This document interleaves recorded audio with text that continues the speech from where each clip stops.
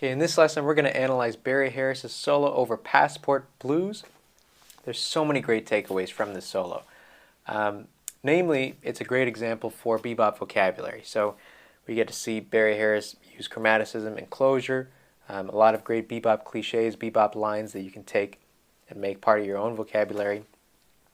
But one thing that really intrigues me about this solo, and it's funny because you don't notice this until you write it down, but when I looked at this on the paper, even this jumped out even more so than even listening to it, is rhythmically, at this tempo, it's really tough to achieve, fast 16th note lines or even triplet lines at this tempo. But you'll notice that Barry finds a way to incorporate 16th notes in triplets. So the question is, how does he do that? We're going to take a look in this solo here. A lot of upbeat phrasing of lines. And also with the left hand we have a similar thing too. Rhythmically, there's a lot of anticipations, so anticipating a chord ahead of time, and a lot of offbeats. So a lot of times a lot of and of fours going on here with the left hand. And a voicing approach you're going to notice throughout to take note of is you'll see a lot of solo piano shells. Okay, and why is that? The reason is because that's intended to leave room for the right hand to explore that middle register. Barry Harris loves using that middle to tenor register of the piano to solo with his right hand lines. So when he's down there with the right hand, there's no room to do rootless voicings with the left hand. Otherwise, it's going to get in the way, right? And that's going to limit the right hand. So he prioritizes that line, right? The melodies comes first, right? The melodic line comes first, and then he'll support that with the left hand in whatever way he can. And at that point, it's okay to go down to solo piano shells, right? There's sort of this knock against playing roots in a group setting, but Barry Harris shows that that's possible. So let's dive into the solo here, start from the top. He starts out with a blues line, right? And that's something to take note of throughout the solo, even though there's a lot of bebop stuff, right? Bebop lines, bebop ideas, bebop improv approaches, chromaticism and closures. He's still evoking the blues every now and then. So, right, so the slide into the third, right, and sort of blues riff here. Right at the beginning we see an anticipation with the left hand, and a 4 approaching C7. Again here, and a 4 with F7. Here we have a really interesting line over F7. And so you're probably thinking to yourself, how does this make any sense? E natural, right? These two notes, right? It sounds good though. Why does it sound good? Is because that's actually sort of a G7. If you look at it, this is diminished scale is where it comes from. So, right? So he's thinking of this as G7 really. Right? So that's sharp, flat 9, sharp 9, flat 9, right? And that's sort of like a triplet ornamentation. We're going to see that a lot throughout this transcription. That's a way that he incorporates triplets really subtly with ornamentations, as well as 16th notes. We're going to see that too, 16th note ornaments. So that just means surrounding a target note, and here he's surrounding that fifth, right? But notice it's okay, the left hand is still staying on F7. Another slide into the third. Another sort of use of the triplet here in this sort of descending arpeggio, creating this C7 altered effect. Okay. Notice again, the left hand constantly is anticipating. I want to point out what I call here a triplet breakup sequence. This is a frequent theme throughout the transcription, and this is another way that Barry Harris would use triplets. One is the triplet ornaments. Another is this sequence where he'll use an arpeggiation in between a string of eighth notes. So he'll start here, right? And also notice what we were talking about with the upbeat phrasing of the lines. So that comes in on the end of 2 there, and triplet 4 and 1. Right?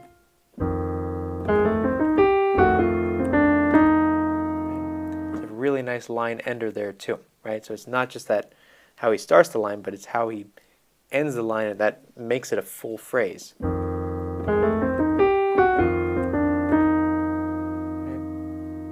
You notice here, if you just left that as it is, sort of sounds unresolved, right? So what he does right afterwards really makes that work, right? And it's sort of like a call and response. So he goes,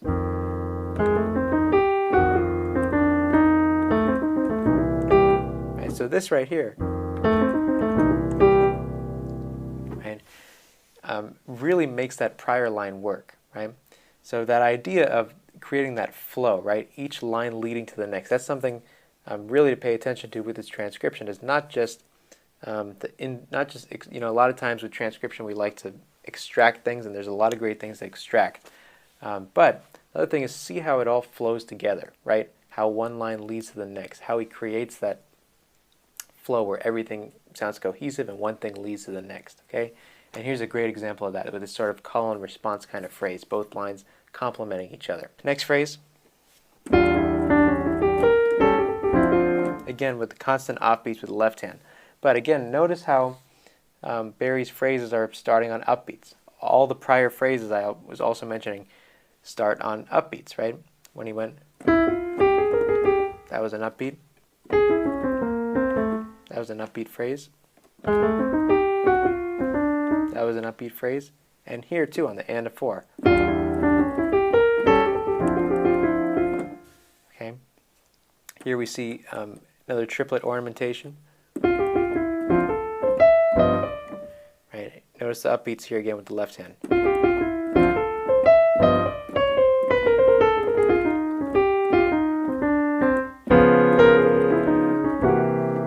Okay. A few noteworthy things there. One is notice the chromaticism, which gives sort of a bebop sound, but the purpose of the chromaticism is what, though? It's to preserve the harmonic timing of the line. Okay, what does that mean? What that means is the chromatic notes are put there to fill in those upbeats, right? So weak notes on weak beats to preserve strong notes on strong beats. Okay, so we have downbeat, upbeat to allow this root to be on the downbeat, chromatic to allow the 7th, right? If we're thinking in terms of D minor, right, to be on the downbeat. Okay, so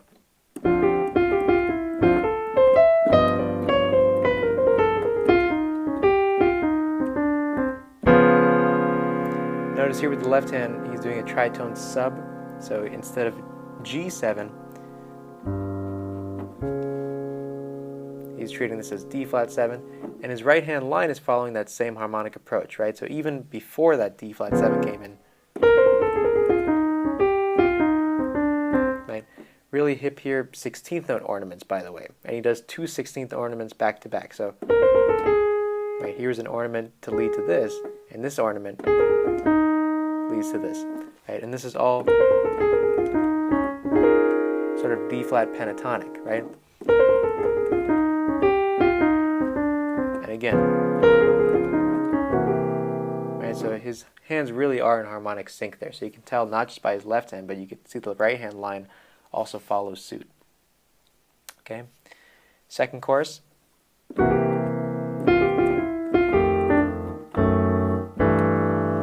Really hip movement here with the left hand. Right. This is a really nice way to.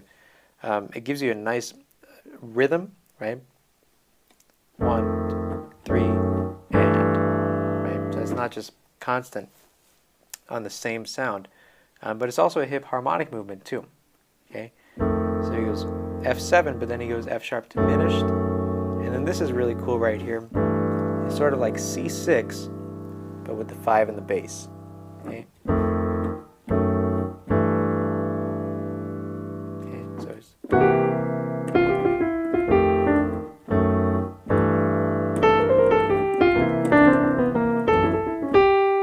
Right, a lot of hip things right there. So with the right hand, we notice a triplet ornamentation. So triplet here. Right, so the triplet is surrounding this 3rd, right? So,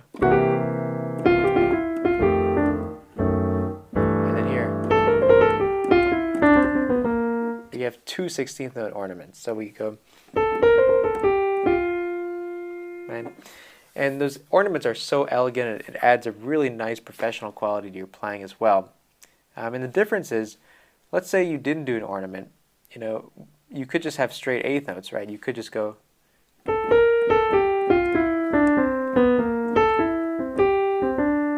right? And that's a fine sounding line, but look at what the 16th note ornament does to the line. Listen to the difference.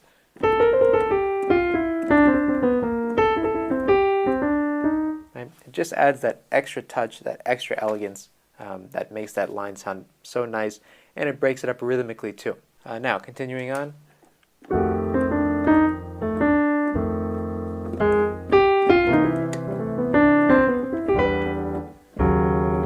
Notice here with the left hand, we have a sub here.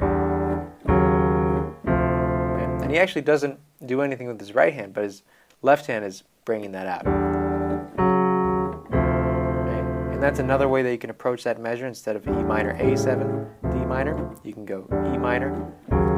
It's almost like a chromatic approach into the D minor. You can think of it that way too.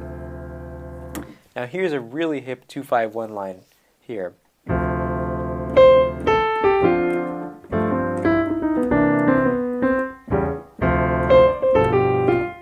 Okay, so a few things to point out. First off, that line, notice the space that Barry leaves, okay? The space between his phrases throughout the solo, but there it's really powerful because he leaves almost 1, 2, 3, 4, 5 beats of rest, which makes that next phrase almost like we're waiting for that line to come in, and when it comes in, it feels so nice. And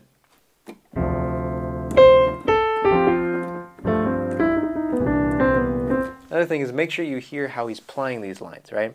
Because that C up there, it's accented. And remember, it's not just the notes that he's playing, but it's how he's playing the notes, right? That's what also makes this really powerful. Which notes are ghosted, which notes are accented. So pay close attention to that as well as you're listening to the solo. Also, within that line, notice how the left hand is responding to the right hand, okay? So, right, so the left hand filling in the space.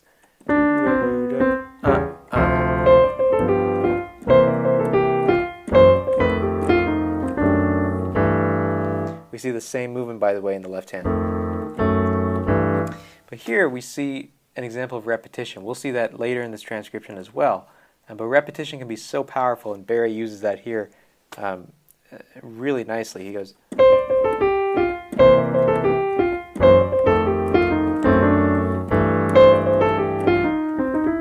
right? He does that sort of idea 4 times in a row, right? The last couple times extending it. Right, the first time it's brief, it's just that. Then he goes, and then.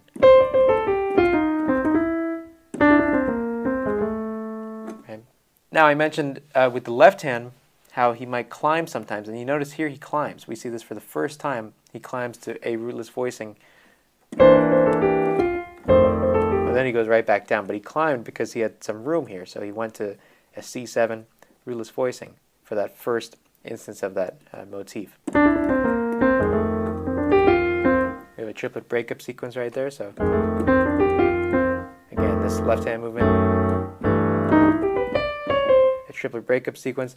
Also notice how sometimes over C7, cats might approach that as a major 7, right? Even though it's C7, he's going natural 7 here, so.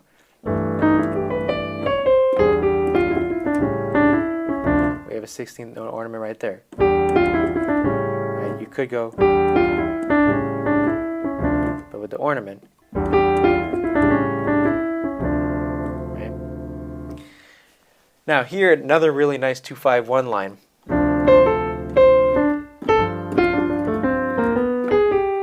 Right? I really love that line because of the rhythm, right? It just shows you how powerful rhythm is. And Barry's rhythms are so funky and so hip. Because notice these are just chord tones over D minor 7. Right? But it's the way that he plays those, rhythmically, shaping wise.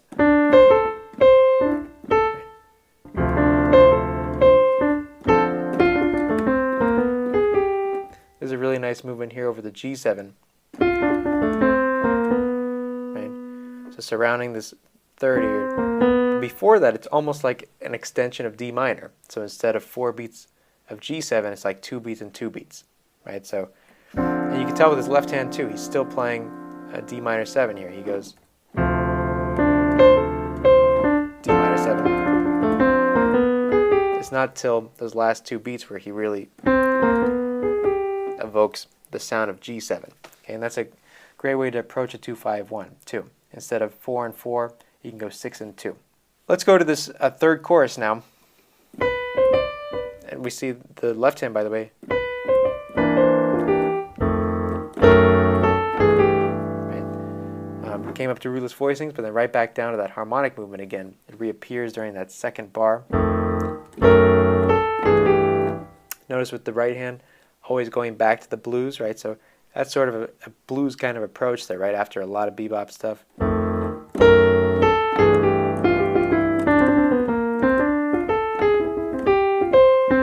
Right.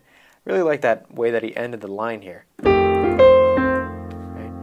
But before that, we have a lot more ornamentation. So he starts out with the triplet ornamentation, and then a 16th note ornament.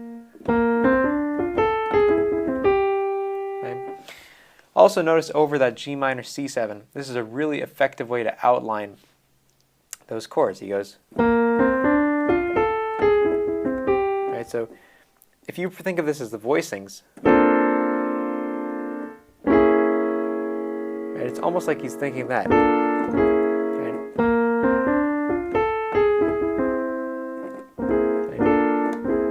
Right, so he's really outlining those chords really nicely there.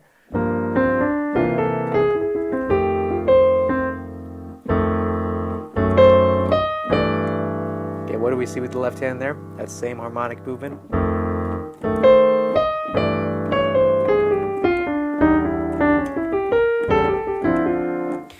Notice here, this is a really cool thing about transcribing a solo where we have multiple choruses.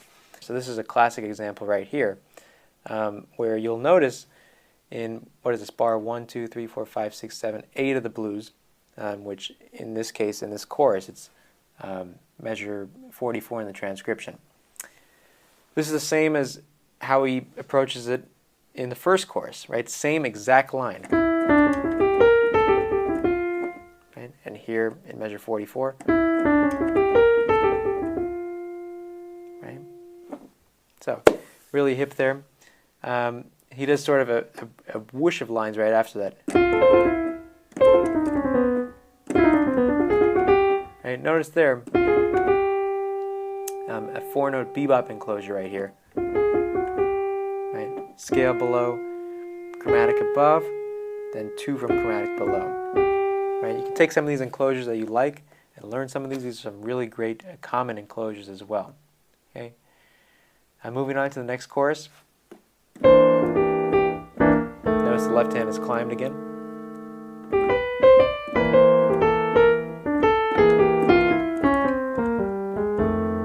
That's a really great linear outline, just a stepwise outline for C7 to F. Really common bebop line there.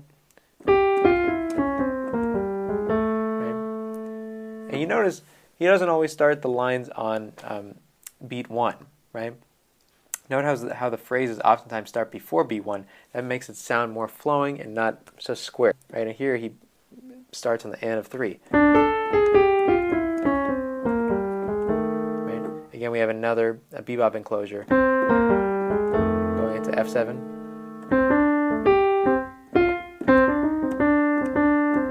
Okay, back to some blues here.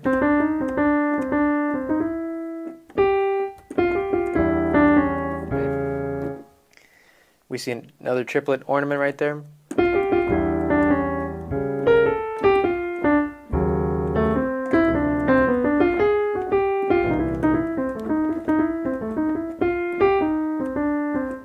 That's the end of the solo. And we see there he ends with another triplet breakup sequence. And a really hip 4-note enclosure right here to lead into this third for C7. Okay? So, there you have it. 4 choruses, but there's a lot to take away from it. So, the next thing with this, once you analyze it, is to try to emulate it, to try to take some of these concepts and make it part of your own playing. If you want to go more in depth with this solo, I have more practice exercises, videos, and PDFs in my assignment library for my private students. If you want to come on board, send me an email. We can set up a free Zoom assessment. I can tell you all about how my unique personal video correspondence lessons work. But I hope you enjoy this solo. Please subscribe to the channel. There's much more content coming your way. If you enjoyed this, leave a like and drop a comment below. I'd love to hear from you. Until next time, take care.